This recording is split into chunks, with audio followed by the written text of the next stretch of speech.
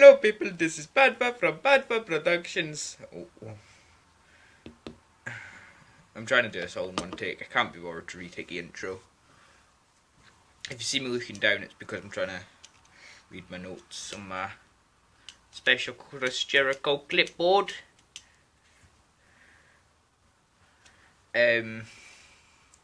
So this is a recap stroke roundup of the first night of the UK Championship tournament.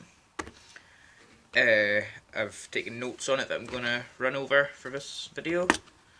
It's also got spoilers for it. I'll also be discussing my prediction to win it all. So the first note I have is whoever comes up with Michael Cole's lines should be just executed. As soon as the show starts, Cole starts with, "Greetings, Grapple fans!"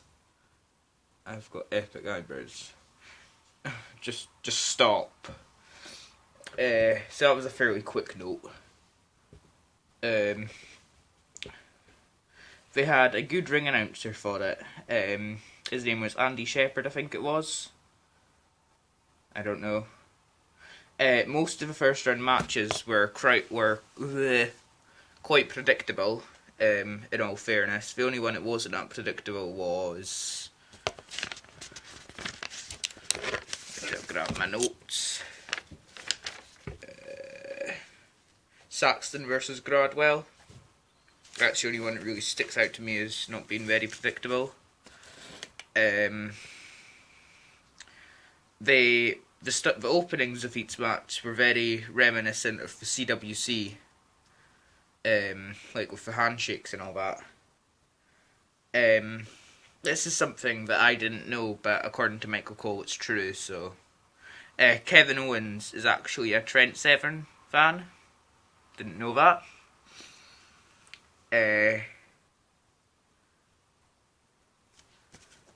Right, I can't remember the guy that Seven's name was, that Seven was against, but he was late to go for the pin, which they said was a rookie error, and when he hit a Blue Thunder Bomb, he didn't cover with the shoulders. What am I doing with my hands? Jazz hands, yay! But in the end, Seven goes over. On to the next match. It was Devlin versus Danny Burch. I completely forgot Burch was in NXT. Finn Balor was actually spotted in the crowd for this match, which was kind of cool. Where are my other notes? Bear with me. Here's it. Right, so the first thing I noted was Burch does a kip up midway through the match, which is quite astounding considering he's a very jacked guy. Cole with Nigel is so much better than him with anyone else. Nigel actually makes him tolerable. Devlin makes a good comeback, and then he splits Burch open, and it looks real. Then after it, he goes heel, and he attacks him after the match. He's really good on the mic, by the way, Devlin. Saxton versus Gradwell was sort of the piss break match, in a way. Gradwell tore his ACL before going to WWE. Saxton probably has one of the best themes in the tournament. So, what else have I got? That's not important. Dan got a pretty good pop when he came out. And this isn't known by a lot of people, but it was mentioned on Woke Culture in passing. Pete Dunne is actually a vegan.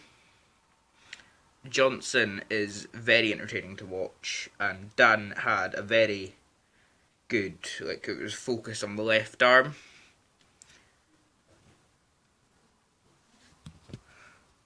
Right, sorry about that, we're back. Where was I? Dan had a good focus on the left arm.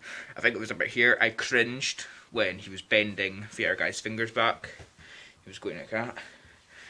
I've not actually gotten this written down, but I'm a bit disappointed. This is going to sound really sadistic off me, but I'm a bit disappointed that Dan didn't do like the finger biting, because that's kind of what he was known for in WCPW.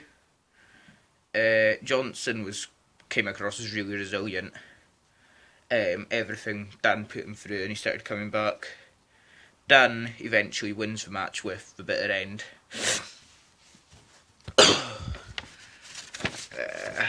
On to the next match, which I believe was the third match of the night.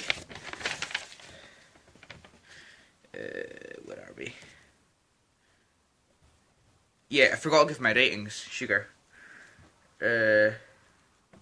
First match, Sachs 7 versus Dyer was a free match. 3 star, in my opinion. 3.5 star for Devlin versus Birch. Where was match 3? Saxton v Gradwell was a 2 star. And Dan v Johnson was a 4 star. 5, Wolfgang versus Tyson T-Bone. Where are we? Here's him. Wolfgang is Scottish. Don't know why I've got that written down. Somebody might be able to tell from my accent, but hey ho. Tyson T-Bone has like a really impressive back tattoo. Before the match, T-Bone was talking about it, and I'm pretty sure he said the C word, which I'm not going to repeat because this is PG.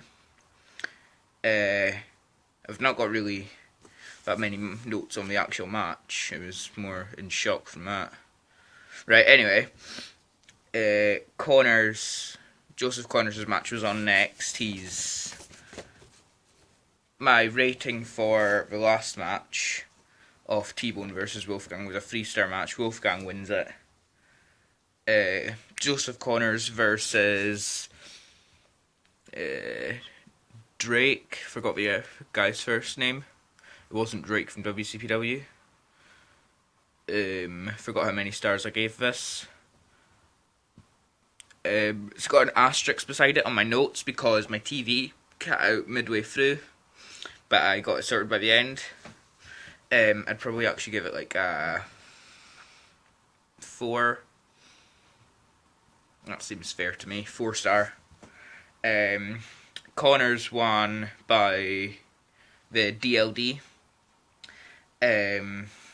which is a slight position change from the Righteous Kill. I prefer the Righteous Kill personally. Connors is the longest reigning WCPW champ. I've got that written down in my notes. I don't know why. Mandrews versus Dan Maloney is on next. It's match 7. It was okay match. It was like a 7. No, what am I talking about? It was like a 3-star match.